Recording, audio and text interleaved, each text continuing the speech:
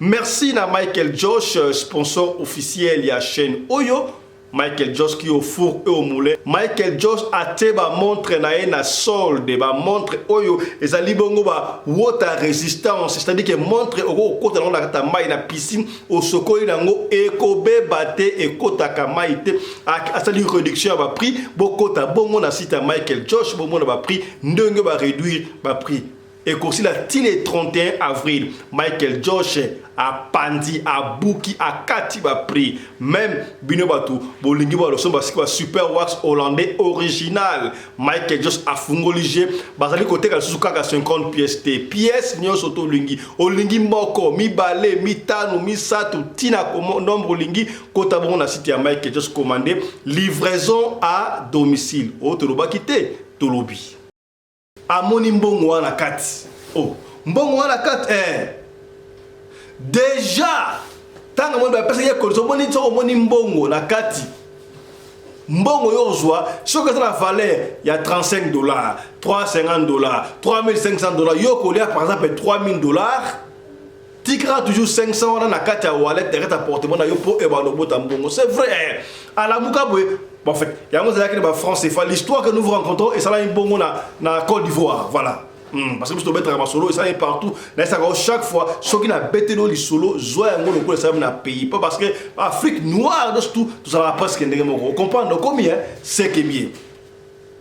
Yetanga Zimbongo wana atandi oh 3000 ça va mbong tanga $3000 alors tu es obligé à aussi ça $3000 na journée ya yango komona au côté ba mall na ba supermarché na ba shopping center na ba centre commercial au comment na ba jeune mikolo ba somba ba didas mabe ba ngopona prix salaire di absolu marié ba osa la folie ba yebisi mbongo do yo to suppose que $3000 il faut essayer la par jour donc de 6h ce qui peut pas 18h so peut à 23h aussi lisa $3000 wana tikara 500 so qui aussi lisi ya ngote ere koki soit au kufi soit au beli liboma na ndenge nini yaya na ndenge nini ta la souffrance. Imaginez au $3000 et puis chose grave et le Congo ma bisio do yo go so manda kute o go so malupangu te mbongo ngo o si ça compte ba dépense moko za palpable o so mami tuka o so manda ku rien kaka na baba basi o zo ka ba chéri so o ba chedo ba chéri o zo tant yo ke na ba chéri wala o zo so ba semence o zo planter ba semence mutu o ya ko ba chéri wala donc mbongo wala ezo zonga na monde o ya bango tala degré satanisme bandeko patient do esengoka ozala mbongo ozodumba bazomona ba yango mona ka bato ebele ndo mutu azaka na mituka ebele wana aza frappé aza l'idée amuta mbongo a changer ka mituka pamba ezala ka mituka na bango te la to peigner yo tala secret bani ko bima okomona kei azule lo aloué mutuka oyo pona une semaine mbongo na afutile ya mbongo mutuka toko esila azongisi wana azu mutuka mususu yango obona mutu semaine ozaki na mutuka oyo ba mutuka lix kaka oyo taka mutuka lix kaka azu pe mutuka aloué pendant une semaine to pendant un mois atandi yango na lopango na esoka bengi na lopango ngo azokosa bino na somba ndako oyo na somba lopango oyo tango ko to buni mituka tandami okanisi lokola ya ye nzoka alua afuta na mbongo musuku bata ba plaque ba kombo na ye azoduma nzoka ateka musapi kuno ya kwanvia ka batu te pasi ya kosaka te mokili oyo là d'ailleurs c'est très mauvais là d'ailleurs c'est trop mauvais. Na linga chaque fois so na bete le soleil ya boye ngala linga ko kitwa information ta source batu oyo lelo bakoma basali na nzambe mais lobby bazala saka na monde wana tokobenga frère Bernard ayeb bakambu oyo ba portefeuille magique oyo ezalaka to ya salaka attention batu ebene ba groupe WhatsApp okomona na groupe WhatsApp ofandi boye mutu moko na groupe WhatsApp moko boye kuna quelconque ono ngana pesa la portefeuille magique nani boya ya keba ba condition nango okosuka mabeto openio auto penaki ote mais yambo tozwa frère Bernard a expliqué biso toka audio frère Bernard wala nani bona nanu yemoko frère garçon oyo ndenge a expliqué zaki d'une émission dans une émission télévisée na niveau ya Côte d'Ivoire bola ndango et puis bon comprendre les tâches de Zongi, toi approfondir en vous. Suivez et puis on vous retrouve juste après. Voilà. Tout magique, monsieur, il me propose d'envoyer une partie de mon corps. Envoyer une partie de votre corps, c'est-à-dire C'est un pot qui m'a donné un pot. Le rituel consistant en quoi? Il y avait, comment on appelle, il dit d'envoyer un œuf, plus ma photo, il a mis dans un seau d'eau, et puis maintenant, le partie de mon corps que je veux, c'est sur mon pied, il met mon pied dans le seau d'eau. Mais il dit, sur mon doigt, j'ai mis mon doigt dedans. Il dit, il faut partir. Donc moi, je me disais que non, on allait partir, et puis d'ici au moins 2 jours, 3 jours, on allait venir. Donc, en dormant, après 1 heure, 2 heures, je me réveille automatiquement, sans coule, il ne va plus en. Mais ça ne me fait pas mal même, automatiquement. C'est-à-dire sans coule, je ne sens pas de douleur. Alors, vous avez fait, donc il a fait un rituel pour qu'on comprenne bien, parce que tout ça, on insiste sur ce détail-là pour tous ceux qui nous regardent, qui sont tentés par ces choses, que vous voyez que ce n'est pas des allégories, ce sont des choses réelles, et de vraiment vous en prémunir. Donc il fait un rituel avec un certain nombre de choses, et vous mettez la partie que vous voulez, le doigt, dans le seau. Ensuite, vous n'avez pas mal, il n'y a rien qui se passe, vous allez dormir, et le matin, vous vous réveillez, le doigt est coupé. Vous n'avez pas eu mal, vous n'avez rien eu. Pas eu mal, je me sentais à l'aise. Mais sur moi, quand je vois moi-même là, je peux, mais ça me fait rien. Mais quand quelqu'un d'autre voit, la personne même là. Vous parlez de pratiques mystiques. Comment vous êtes tombé là-dedans? Et quelles sont ces pratiques? Bon, franchement, j'étais à Gagnois, il y avait au moins 3 ans que mes parents m'ont envoyé à Gagnois chez la grande soeur de mon papa. Et vous étiez à Abidjan? Voilà, non, à ce moment même, je ne connaissais pas Abidjan parce que ici, venu au monde, à l'âge de 3 ans, comme cela, je suis parti près de ma maman qui a gagné. Voilà, c'est dans ça qu'elle a commencé à m'aider. J'ai croisé franchement un ami au Burkina. Voilà, franchement, il était dans le monde mystique. Voilà, il était dans le monde mystique, franchement. D'abord, l'argent même à chaque moment, il avait l'argent. Donc, je me disais, bon, tu avais l'argent, mais le travail que tu fais là, il faut le montrer aussi pour que moi-même, je fais ce travail aussi pour avoir moi aussi mon propre argent aussi pour avoir. Il est en train de dire que donc au Burkina, vous aviez des amis qui avaient tout le temps de l'argent, mais vous ne saviez pas ce qu'ils faisaient comme travail. Et vous vouliez aussi avoir de l'argent comme eux. D'accord, et du coup? Du coup, il m'a dit, il n'y a pas de souci. Si c'est ça, il n'y a pas de souci, je vais te conduire là-bas. Moi, je ne savais pas. Maintenant, arrivé là-bas, on était dans une maison bien calme, tranquille. Je vois un monsieur qui a un boubou blanc, qui dit non, de m'asseoir. Et maintenant, je suis assis. Il dit non, de donner mon nom. Je donne mon nom. Mais avant d'arriver là, est-ce que vos amis vous ont expliqué là où vous emmenez ou bien vous avez tout découvert comme ça? Non, ils ne m'ont pas expliqué. Mais vous attendiez à quoi? Aller passer un entretien d'embauche? Je m'attendais à un travail, un petit job pour avoir un peu d'argent. Je m'attendais à ça. Donc, lorsque il s'est arrivé, je vois ce monsieur-là, il me dit non. Après, je suis que moi-même, j'ai beaucoup de chance. Demandez comment ça se passe, il a tout là. C'est pas mon beau-père, ça c'est mon ami. Ah, ton ami, voilà. D'accord. Donc c'est avec lui que franchement, parce que moi-même je ne voulais pas, mais comment que la vie que moi-même... Ça te traite. C'est parce que à chaque moment, il le voit, franchement, il plane quoi. Voilà, il est dans les bonnes choses, en tout cas, il vit la vie de Louga. Non, il dit non, bon, il va tenter. Vous aviez quel âge à ce moment-là? À ce moment, j'avais 16 ans, 15 ans. Donc il vous emmène dans un endroit où vous rencontrez un monsieur habillé, vêtu d'un boubou. Ensuite, qu'est-ce qui se passe? C'est là maintenant il m'a consulté, il me dit que non, j'ai la chance, que non, franchement, il n'y a pas de souci, il va faire un bédou magique pour moi. Voilà. Cette affaire de bédou magique là, ça revient. Mais à ce moment-là, vos parents étaient où? À ce moment, mes parents étaient à Abidjan. À ce moment, mon papa n'était pas encore pasteur. Il travaillait dans un bar d'Alois. Voilà. Et d'abord, il n'était pas encore marié avec ma maman. Voilà. Lorsque ma maman, avec mon papa, ils étaient ensemble, il n'a pas encore doté ma maman. Donc, ça fait que mon papa même l'a repoussé même ma maman. C'est-à-dire, à ce moment, ma maman, elle mettait paille au bord des caniveaux. C'est là, moi, elle endormait. Moi, je veux savoir, j'ai envie de savoir la suite de cette histoire. Vous arrivez, on dit, bédou magique, qu'est-ce qui se passe là? Allons-y. Faut pas y... Bédou magique, voilà, c'est quelque chose qui... Tu donnes quelque chose. Non, je ne vous dis pas d'expliquer. Vous arrivez là, qu'est-ce que le monsieur vous propose? Bon, le monsieur il me propose, il dit d'envoyer une partie de mon corps. Envoyer une partie de votre corps, ça veut dire. Ça veut dire non. Bon, en retour, qu'est-ce que tu me donnes pour que non, moi, mes génies me rendent encore puissant. Ah, quand il dit une partie de votre corps, c'est quoi, Mimi Blonde? Bon, peut-être ses orteils, peut-être, comme on ne peut pas couper le nez aussi pour dire que ça a repoussé, Le problème même, il est là. On lui a demandé une partie du corps là. on t'a demandé quoi? Alors, il vous a demandé de donner une partie de votre corps, donc littéralement de couper. C'est pas genre juste donner des cheveux ou quoi, c'est vraiment une partie de votre corps. Ça veut dire non, ça dépend de toi. Tu peux donner ton bras, tu peux donner ton pied, tu peux donner ton œil, tu peux donner ton sommeil, tu peux donner ton oreille, tu peux donner ton dos. Mais quand il vous dit ça, vous, comment vous vous sentez à ce moment-là? Vous n'avez pas peur à un moment donné de vous dire, puisque vous attendiez à passer un entretien d'embauche. Et maintenant, de l'entretien d'embauche, on vous dit, donnez une partie de votre corps. À ce moment-là, vous n'avez pas peur? Oh, la peur, à ce moment, la peur est venue, mais tellement que tu as envie d'avoir cet argent, tellement que tu as envie d'avoir... L'envie était plus forte que... Voilà. Celui qui a fait le bédou magique là, son apparence c'était comment? Quand tu allais chez lui, il y avait le luxe ou bien il avait une grosse voiture. Ils sont toujours dans des coins misérables. Ils sont toujours bizarres. C'est toujours comme ça. Il sait qu'ils étaient filles, il a donné tout son corps. Non, tu me connais. Ça, tu ne me connais Non, pas. doit être quoi? Rien. Ah d'accord, mon frère, tu as compris?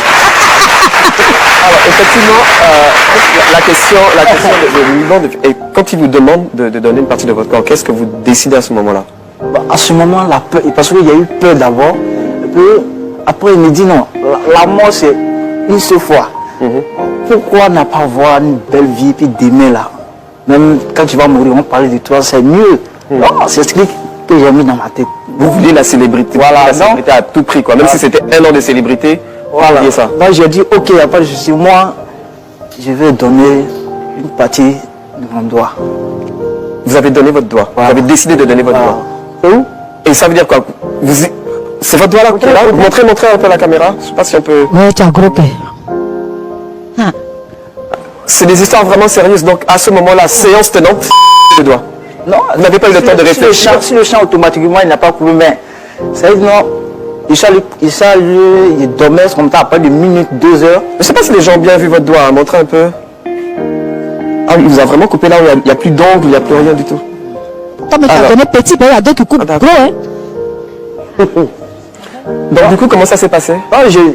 Quand on a fini de faire les rituels, c'est un pot qui m'a donné un pot. Le rituel consistait en quoi? Il y avait, comment on appelle, il dit d'envoyer un œuf, plus ma photo, il a mis dans un seau d'eau, et puis maintenant, le partie de mon corps que je sais sur mon pied, il met mon pied dans le seau d'eau. Mais il dit sur mon doigt, non, j'ai mis mon doigt dedans. Il dit il faut partir. Donc moi je me disais que non, on allait partir, et puis d'ici à au moins 2 jours, 3 jours, on allait venir. Donc en dormant, après 1 heure, 2 heures, je me réveille automatiquement, sans coule, il ne plus on. Mais ça ne me fait pas ça me fait pas mal même, automatiquement. C'est-à-dire sans coule, je ne sens pas de douleur. Et votre ami qui vous a conduit là-bas, qui était financièrement aisé, comme vous le disiez tantôt, lui, il avait donné quelle partie de son corps? Lui, c'est son sommeil. Son quoi? Sommeil. Son sommeil, donc il n'a plus sommeil. Il dort plus. À partir de 6 heures à 7 heures, de 6 heures à 18 heures, il dort. 22 heures, il ne doit pas le trouver dans le sommeil. Si le 22 heures le trouve, il reste dedans. Donc à partir de 18 heures, quand à minuit, il chauffe. C'est-à-dire que non, il fait ce qu'il veut. Il a l'argent. Qu'est-ce qu'il avait au fait? Je veux savoir.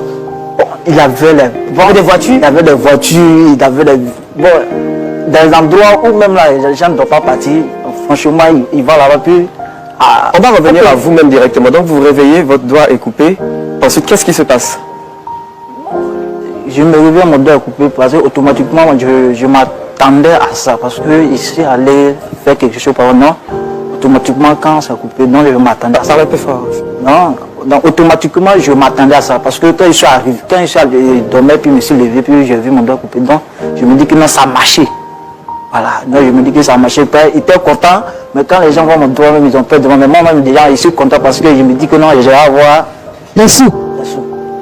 Et alors, est-ce que vous avez eu, comment ça s'est passé? Vous avez eu l'argent? Vous n'avez pas eu l'argent? J'ai eu l'argent dans mon bédou, il y a... Alors, pour ceux qui ne savent pas, parce qu'on nous regarde un peu de partout, le bidou, c'est le portefeuille. Hein. On appelle portefeuille magique. Portefeuille magique. Dans le bidou, il y a au moins 305 francs. Donc, dans votre portefeuille, il n'y avait rien au début. Il n'y avait rien au début. Maintenant, chaque jour, il y a 300 000 et 5 francs en plus. 5 francs. Chaque jour. Chaque jour. Maintenant, avec cet argent, je dois bouffer 300 000, 5 francs, ça doit rester chaque jour. Ouais. Faut pas de 6 heures à 18 heures. J'ai dit, quelque chose tu ne peux pas mettre à la banque, tu ne peux pas faire quelque chose. C'est comme ça, hein, tu dois bouffer ça. Mais je sais qu'il y a des gens qui ne voulaient plus prendre ton argent à des moments. Ah oui, c'est bon, il y a des gens, bon, ils ne savent pas. Ça veut dire que les 300 000 là, vous devez les dépenser chaque jour. Vous ne pouvez pas épargner un petit peu. C'est une obligation d'épargner. Vous ne pouvez même pas investir, acheter une voiture, construire une maison. Non. Waouh. Donc Il peut aller louer voiture, il peut aller louer voiture, être dedans, ceci, cela, mais pour dire non, acheter une voiture comme ça, non. Parce que déjà quand l'argent sort, tu dépenses automatiquement. Si tu ne dépenses pas, puis ça arrive le lendemain, c'est tout un temps, toi-même tu mets, moi tu deviens fou. Ah. Donc si vous ne dépensez pas la totalité de l'argent, il y a des conséquences en fait. Il y a des conséquences. Pendant ce moment-là, vous étiez heureux, comment vous vous sentiez? Bon, arrivé à ce moment, j'étais heureux, j'étais content, j'avais la vie, franchement, la belle vie, les femmes, toutes sortes de femmes que je voulais, bon. Comme on dit, hein, franchement, tout ce qui brille n'est pas or. Il n'y a rien de mieux que de se battre pour gagner son argent honnêtement. Même si c'est 100 000 francs que vous gagnez à la fin du mois, battez-vous. C'est l'année de la jeunesse, c'est bien de conscientiser nos jeunes. Battez-vous. Voilà. Je crois, Tuyoki, jeune homme, il a expliqué heureusement, papa Nabango, à sa pasteur. Là, il n'a même pas expliqué à Bongo là qui moutait manine même. À Bongo qui moutait manine, les conséquences dans nos vanité de vanité. Puisque, après ce qui soit, la conséquence dans nos thé. Tu as évité à Tika qui tu as tigité. Tika n'a trouvé un frère Bernard. Frère Bernard a expliqué que Oyo, ça se passe comment? Souka na ngoza rani. Ya ta to pese to mettre dans boy. Et c'est la rappel to titre no abete mais pas to peine yo. Oh image. Rappelez-vous. Oyo, et c'est la émission, il y a éveil à conscience. Émission éveil à conscience, il y a do sala oyo, tant do sala wa senga kana yo Olanda, oyebaka po ozwa mayele. Pour se noter mawa mingi. Pour mokili oyo là d'ailleurs c'est très mauvais, c'est très mauvais, c'est très mauvais. Il y a influence à baninga, tant d'influence à baninga et memi muninga oyo yepe akende alinga comme lokolo baninga. Contente-toi de ce que tu as. Si tes parents n'ont pas l'argent, l'anda ma parent la bino ndé basalango. Si papa a l'argent c'est bon. Si tu n'as pas l'argent, contente-toi de ce que papa te donne ou la maman te donne. Pour là d'ailleurs, c'est très mauvais. Suivez un peu explication Oyo par rapport à l'histoire au nègre frère Bernard a quoi expliquer. Tolandaï. Zamba pambula ndeko na biso Fisto Pelende na radio télévision lokole. Na yoki sujet oyo ndeko Fisto Pelende alobi parce que ngai nazalaki a collaborateur ya Lucifer. Na saleli pendant 11 ans de lonzamba benganga na koma musali naye na lingi to sunga ba peuple na nzambe ba comprendre parce que Bible bina Osée chapitre 4 que bato ba kufa pona kozanga koyeba bien aimé ngongano akozwa boyebi yango. Merci mingi ndeko Fisto Pelende na eloko oyo o tuningae pona événement utolekana ndeko punguli goma na nzela ya baninga et monde ya magie sata ebise za monde ya koluka toyiba ba étoile ya batu toyiba ba biloko onzamba chaki yango na kati ya mutu parce que diable ebise biso vérité alobi ngai nazalaka na eloko ya solo te mais bino ifo bokende koyiba epa ya batu boya nango nde biso tokozwa gloire tango bato oyibi eloko ya mutu ayepa na yo yo pese yango akokoma mondimi na biso sadi sata azalaka na eloko ya solo te et avana kota na détail ya témoignage oyo nalingi naopesa bato lelo na adresse bato bayebi RDC malamu na province ya Chiopo ezana mboka moko babengaka yango Lokutu bato bayebi bien na mboka Lokutu ngai ta nazalaki marabu wana bien dans le Seigneur événement nini elekanaki ezalaki na jeune garçon moko autaki mboka Kisangani landanga billet yo à travers ba camarade ndeko wana uti Kisangani aye ipana ngai bien dans le Seigneur alobi maître wana naza nano maître alobi naza na besoin na koma na mbongo ebele naza na besoin na sala ba balinière ba bilo mo etambulaka na likolo ya mai basalaka ngo na ba mabaya alobi naza na besoin na koma pe ko sala nini balinière donc na tango ya yepa na ngai loko aliboso na sengaki somba ba bougie ba parfum kandi ezalaka biloko ne ko benga ba demo ndeko wana asombi tango asombi na tuni na lobi ndenge oye pona pesa yo mbongo esengo sala sacrifice Dieu me dans le Seigneur na tuni na lobi na temple o memelinga tete nini parce que papa marabu ba benga ka mudute ka bi yelanga mutu na bomeo ba ka yelinga tete combien ozana combien de têtes c'est-à-dire tête ya nozo organiser batu c'est-à-dire ozana combien de personnes sikoyo pour les années na tuni na ozana combien de têtes oyo zoya nango na temple abisinga lui na tête moko aneza azana mutu moko na tuni mutu ango nandi bien me dans le Seigneur mutu oyo ya ye na ye ke aboma ye eza mwasi na ye propre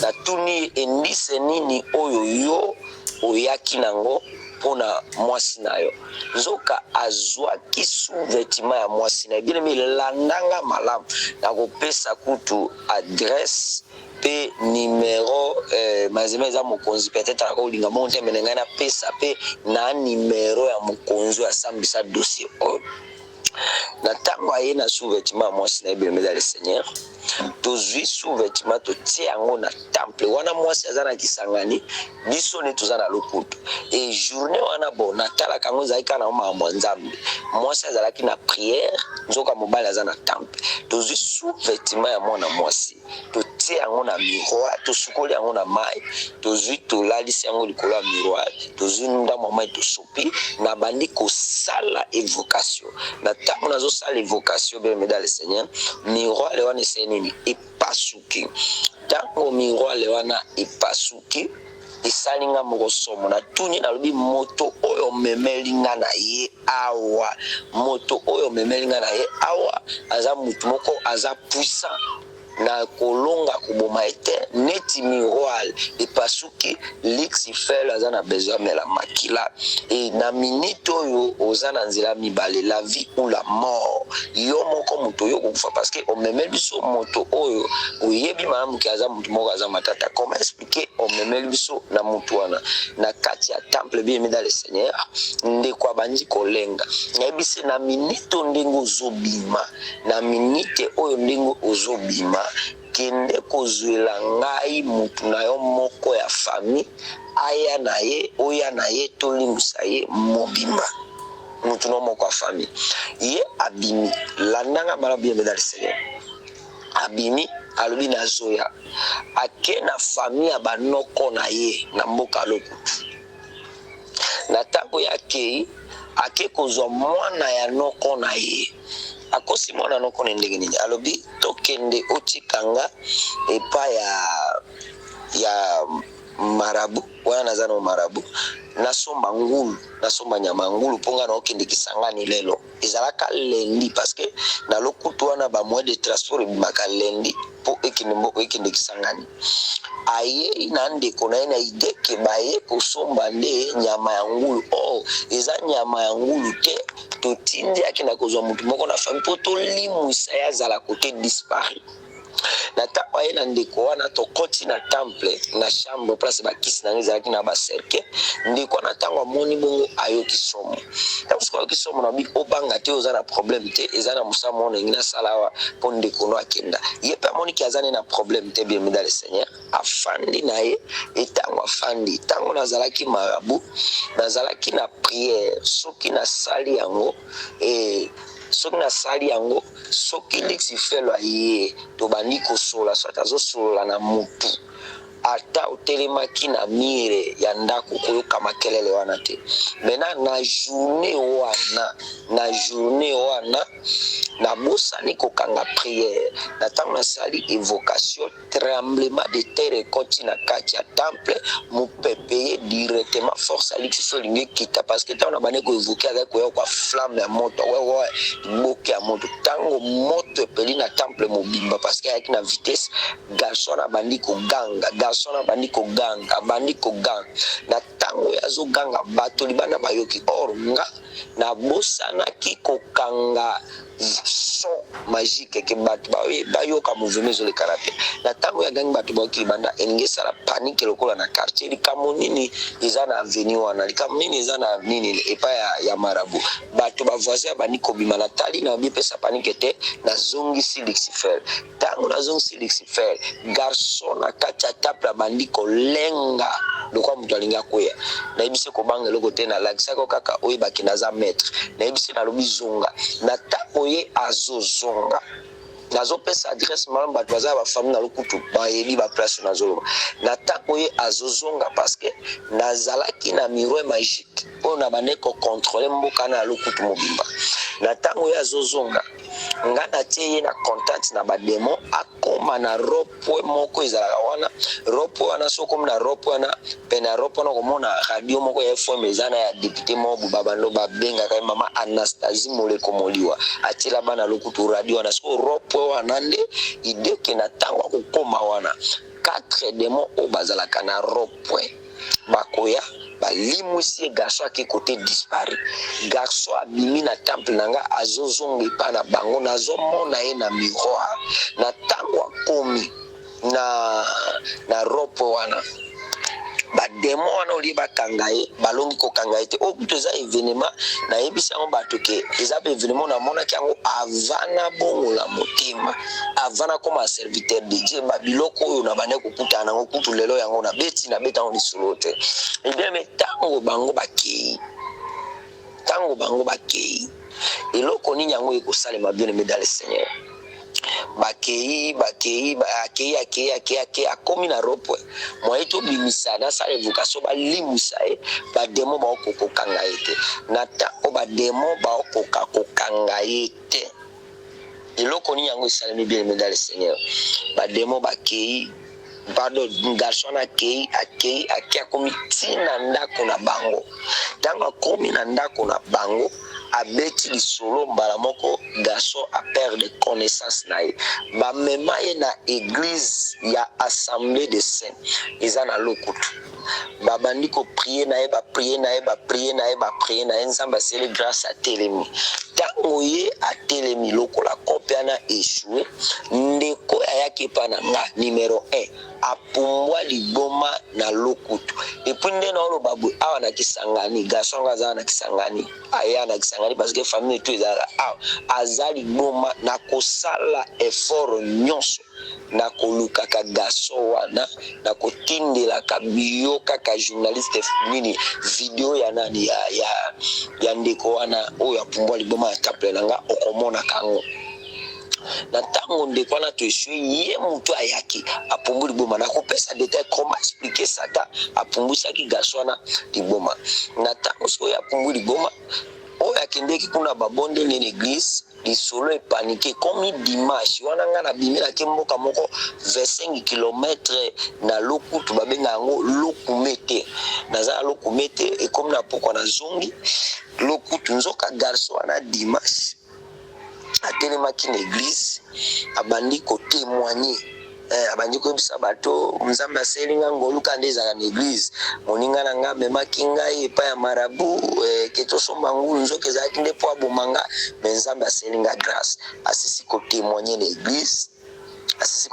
église tango asisi nga mpe nazongi taka eloko elekani na église mboka momba deja yoki bato bakoma olobela yango maître mutu tele asaliri yo dossier ekoma kasi bakenda kotia plainte na aner na mboka lokutu parce que mutu asambisa dossier na ti lelo azalaka mokonzi na aner aza mwasi bato baza na famille na balokutu baverifie bakoyoka lisolo oyo babenganga na aner balobi lokola eza il faut signer des charges ya vie ya garçon na pendant 10 ans soki akufi ekozala mutuna bien maintenant le Seigneur na sala mokanda ya 10 ans pour na garçon wana ekoma pe ata 2 ans te ndena ya kobongola motema maintenant pona nini Satan le diable apumbwisaki garçon wana liboma omoni na tango bato bakendaki pa ya Satan ozokende okota kisi boko okende 3 ou 4 personnes na kisi eloko ya liboso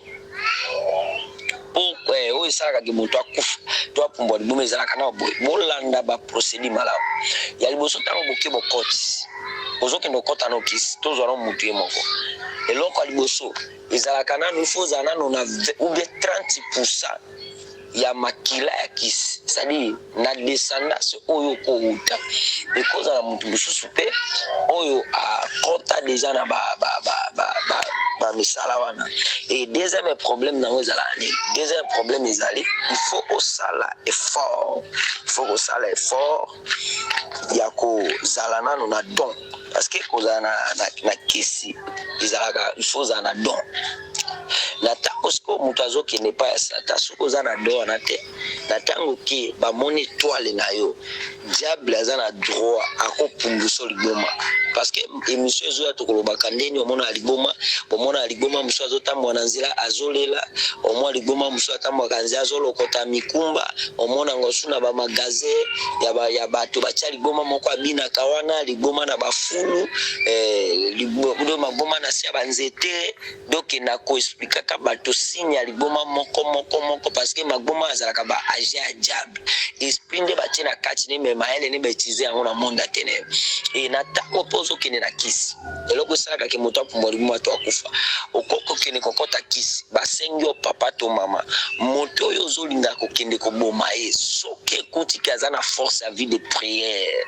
abondelaka Nzambe yebake yo mpe ndenge oza wana atoluki moto ndenge okolonga ete okokufa soit moto oyo sacrifier ye soki makila na eza makasi olongo boma ete esalaka ke moto apumbwa liboma maintenant oyo tozobeta liso na ngolelo ya bandeko wana ndenge ni baninga bakendaki lokola ye akotaki problème esiko ezani ndeko wana azana étoile Satan apesaka moto azana étoile mbongo te soza na étoile no ezongenga makasi soko ke pa diable bapumbwaka liboma kwa ezani neti baninga babenga ki peut-être bapesaki ye condition oui neti ye akotaki na ye ezolakisa ke selon nde biso somele pa ya Satan garçon soki akufi to apumbwa liboma ezolakisa ke ye azalaki na étoile koleka bato wana nyonso ou soit marabu wana akosi ou soit baninga na ye bamemaki po basacrifier ye c'est ça le problème omoni na kati ya magie toza na magie moko babenga yango magie blanche eza magie ya baaction magie blanche eza magie nga bandaki kosomba yango pema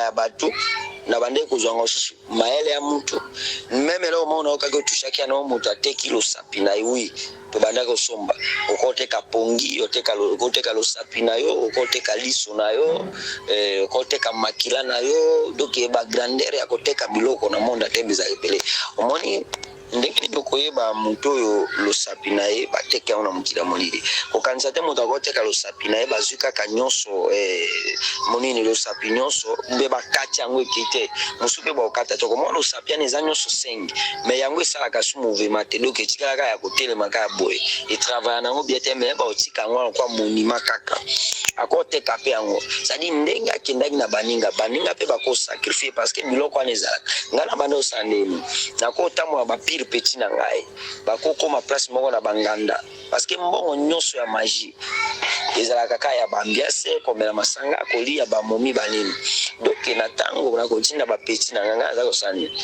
nakokoma place bapeti na bato bazali bapeti na bafandi ngai nakoya na leki bapeti akoloba lobi moto azolekana aza maître wana bato bakoluka bati atembe alobi wana maître te boye na boye talaka nde bato bazalaka peti na kobenga ngai na tango abenga ngai azali kotambola na catalogue magique portefeuille magique na kokoma place bazali na yebisi bango na biposa bino ezani ono maître nde toza watu na posa to mela toza na besoin to mona ba action ngana bane kosani na kozua ba mbanzi na yebisi bango na bibuka mbanzi moto abuki mbanzi naye nataka kubuka mbanzi wana nazuna chango na catalogue na koyebisa moto zwa mupepe no chango 3 fois na 4 moto atie mupepe na 4 anda 3 fois nataka kutia na sali vocation directement ba kozwa misapi ya batu na monde te ba balusa yango makaya nataka ba kubalusa yango makaya moto azwi yango babandi komela yango nataka bango bazomela yango milingo ba obenda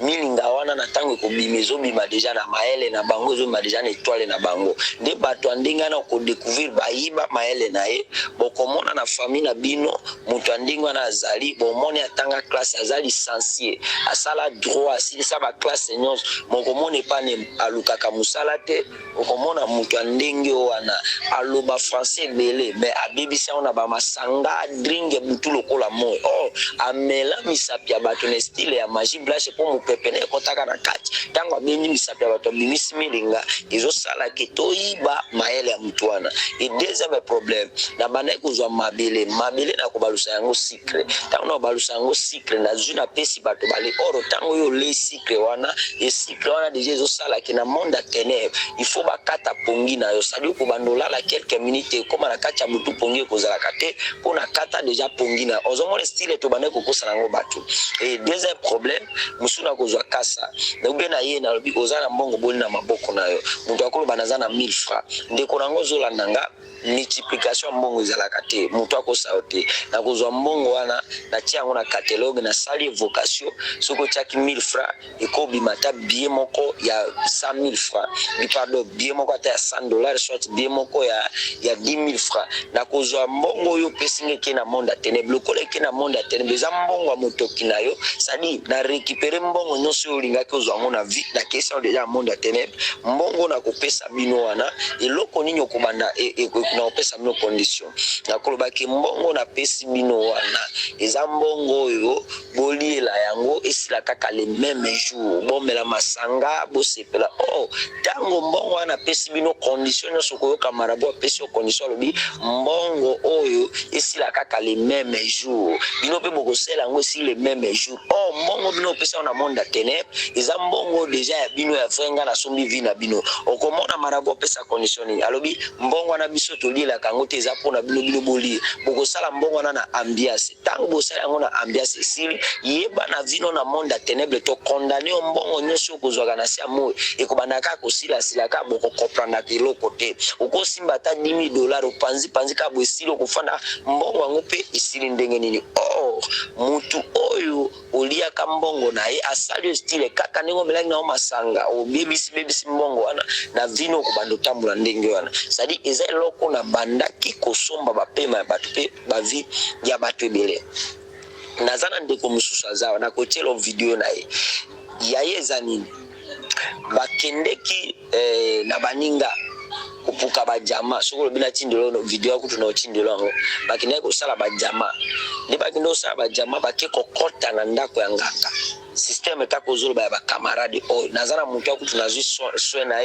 na osenga kutu na bana nzambe bakolinga kosunga ndeko wana basunga parce que yo moko tango omona ka ndinga zali okomona eza matata bazaki 4 personnes bazaki 4 personnes bakepa nganga 3 personnes babilo kwa tozozo jamate photo kintomona nganga bake komona nganga tango bakekuna ba moni nganga alobi ndenge za boye bozozwa jama ya munene bobeta mbongo ebele mais moninga wana moko boya kine kokenda bulobinga na kokenda te na ofanda na ngai toi na bake tango bakenga ngalobi bozozwa jama ya munene mena ava bozwa jama ya munene condition ezali il faut bopesanga loboko ya ndeko na bino ya camarade na bino atikali kuna soki bopesinga loboko na ye nde bokozwa jama lokola pe bango baza na besoin bazwa diamant apesi bango kiss baye baloki beche eza babiloko bapukaka nango mabele wana yesu koyo camarade subule ayebi na ye eloko te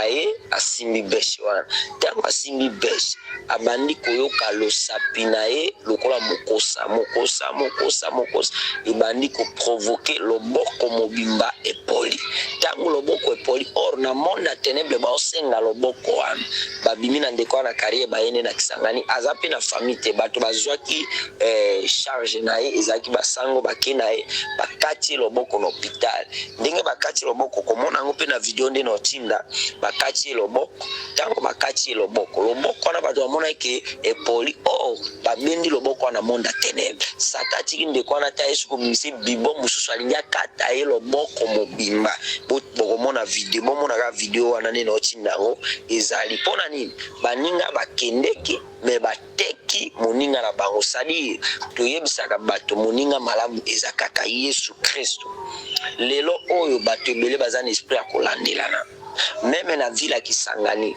na boma ndeko moko nga na boma ete ndeko na ye moko eloko nini aye na temple azalaki na ndeko na azalaki na mbongo ebele sikoyo azali kosunga pe bango me te via sunga biso te bazweli ide babio venda teki ba chasse na biso nga naza na besoin na boma ye naza na besoin na boma vie na biso nga na biso na biso va yaka tosala évocation pesa akombone apesi na kombo ndeko na ye nasali évocation esimbi te bien mesdames seigneur na yebisi yeboye nalobi kende osomba elamba ya sika kende osomba elamba ya sika oya na elamba wana na temple leki ne wana akiasombi elamba ya sika na tango akiasombi elamba na ya sika aye nango tango aye nango epa na ngai na sali elamba na évocation na komisi yango demo ya envoûtement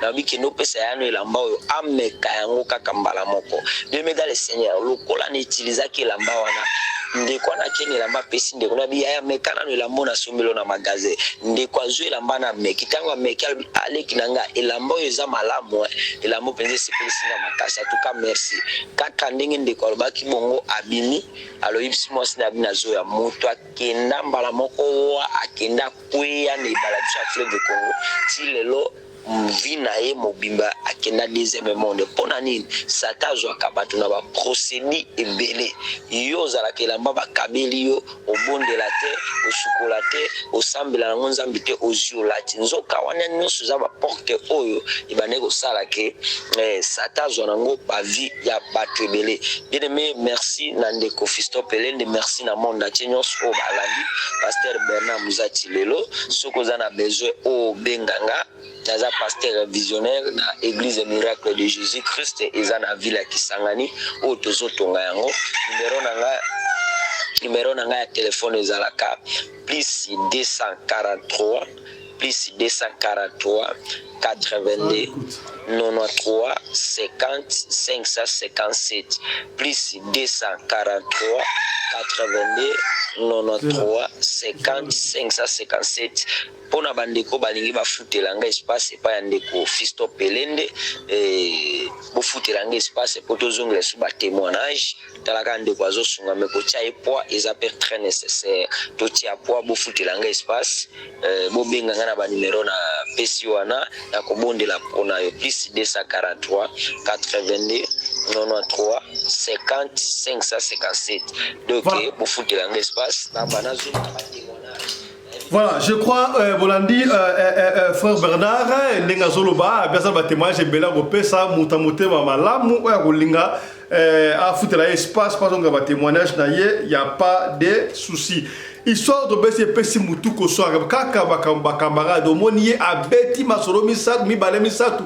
Pour la collection, Bakama n'enviez pas ma camarade de Basakanango, n'enviez pas via ma camarade de la Binou. Pendant que tu es sur la Bernard avec Obenga, toutes interventions, il y a faire Johnny P parce que a soit grâce au Nzambasala Katnaye pour na al de carabas circonstances ma cambo belé, il y a histoire oyo, yandeko, akaneko soit portefeuille magique à Teki Moussapinaye, à Moniango Nengenini.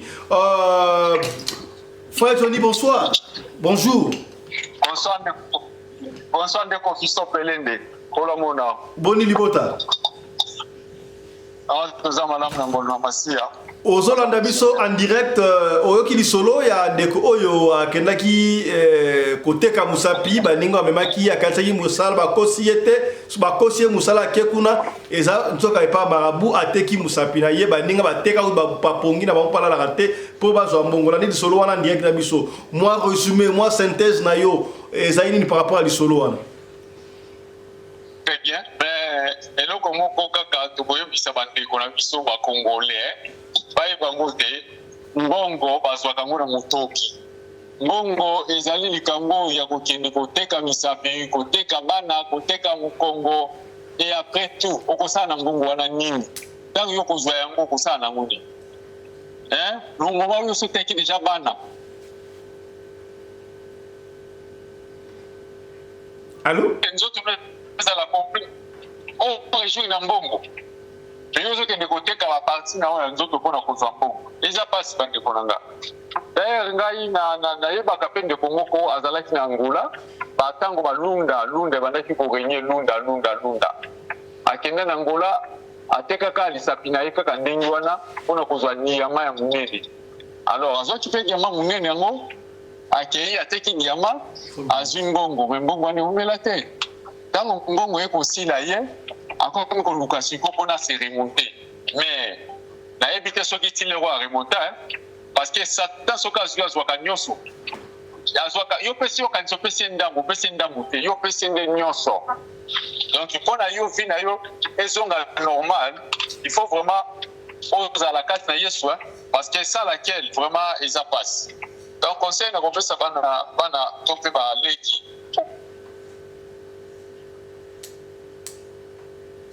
nganga atuka bastope bapepo wana po satan azami na moninga te. Satan soko oye na misala na yo epa ya satan, c'est-à-dire oye kokabila ende kosala ye nde akokoma chef na yo. C'est ça le problème. Donc eloko na ngai nayebiseka yango wana me lokola kola suki ye aluka ye lisusu malamu mpenza ye wana akozwa na timi ya na bomoi na ye. Merci beaucoup frère Johnny. Merci beaucoup ndeko na nga. Voilà, c'est par ça que nous bouclons cette émission. Je crois émission de Laki Moulaï, mais c'était important pour la bino boyo. Ça ramène chaque fois biso surtout bani ko beta lisoto le ngarato que on a na suka total sabino les biens et le contre yango. Moi grâce wana tozala kana yango ba oyo to benga ka ba expert ba yeb makam su ba domaine ebele. Soki makaba bunga nga to benga ba benga nga bakamwa spiritualité to benga ba spiritualité pour la kosunga yo au fond l'esprit. Vous allez émission éveil ya conscience. Merci de comme la Nasuka tika na pesa matondo na réalisateur à émission Oyo Chris Larise Pelende yena assistante na ye Winnie Larise Pelende. Merci na Claudine Larise Pelende qui est toujours de l'autre côté à Régikuna Nyonso Touana sous la coordination ya Mamari Naomi Larise Pelende, la femme à la taille d'une tige spaghetti, ni courbure ni virage. N'oubliez pas que Michael Josh a quitté ici ba montre qui dit moins cher Bengabiso, to tindra au lien, il y a site ya Michael Josh, tu peux un numéro à service commercial, to clientèle, il y a Michael Josh. Autre la biso musika, soki, osali na lisolo ya kubeta, Bengabiso, soko usibisote, komi tungu samate, titi biso audio, to kubeta lisolo na yo, kaka ndengo yuto bete yango. Comprendre, c'est que bien. Allez, portez-vous bien, santé de fer à tous. Chap chap! Et tchara!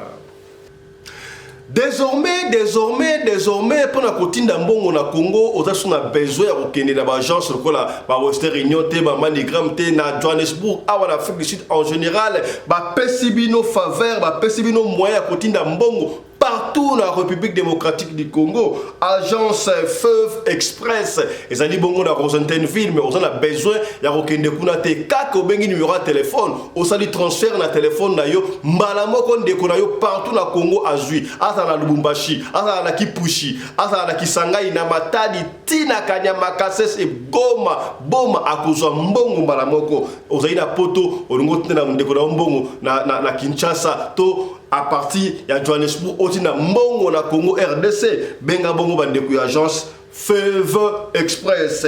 Ba numéro na bango ya kwese koleka wana kasi likamute okobenga bongo ndeko Judith pona Johannesburg transfert d'argent basali mibale okobenga ndeko Judith. Nous profitons pour saluer ndeko Judith. Benga ndeko Judith na plus 27 78 79 53 235 wana ndeko Judith asali yemo côté asali pena ndeko Belinda okobenga Judith to okobenga bongo ndeko Belinda. Numéro 1 ndeko Belinda ezali plus 27 68 45 63 157 wana bandeko ya Johannesburg. Kasi ndeko Lucien azali bongo na mboka ya Ngumba Kinshasa. Yo ndeko na Kinshasa olingo tina ndeko na mbongo na Afrique du Sud benga kaka Lucien osali M-Pesa to Orange Money mbana moko ndeko za partout en Afrique du Sud à kozwa mbongo. Numéro 1 ndeko Lucien ezali plus 243 81 31 44 003 wana ndeko Lucien.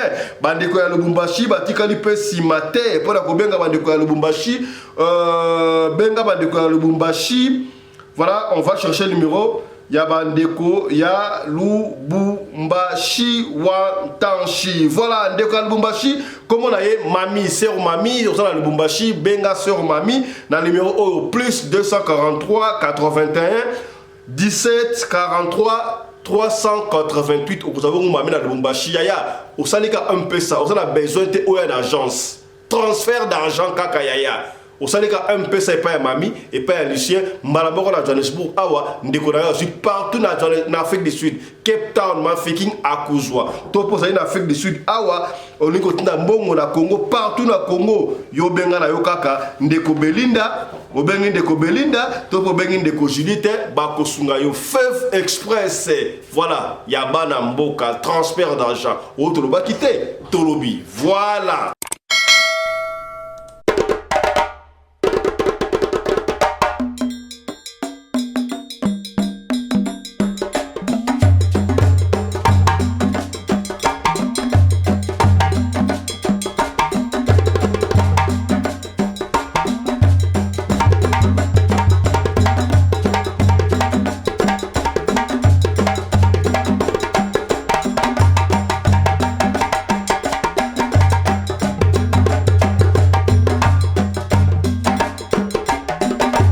mobali mbinga na mwina ngolo aboya hydroquinone soki ezotambola basheri bazokwea mayanga na retrouve douce tendresse affection epa na yo nasalelo nini mpo ndimake na kupendaka sana shitakwacha pelende wenjo